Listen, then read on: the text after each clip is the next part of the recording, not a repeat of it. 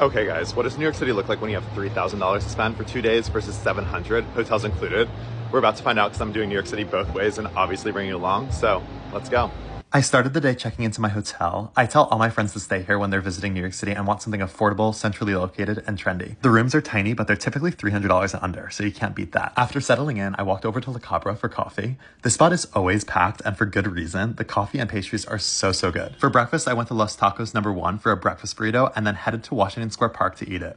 For $6, you can't beat these. Make sure you get the chorizo one. I caught the train uptown to head to one of my favorite free activities in New York City, the New York Public Library. If you've never been, you're doing yourself a huge disservice. It's basically a free museum and it's so stunning. It's the perfect place to come study or read on a rainy day. I mean, Harry Potter who? I then walked over to one of my favorite museums in New York City, the Morgan Library. This museum was the private library and art collection of Pierpont Morgan and is absolutely spectacular. I then caught the ferry downtown and headed to the historic White Horse Tavern in Fidei.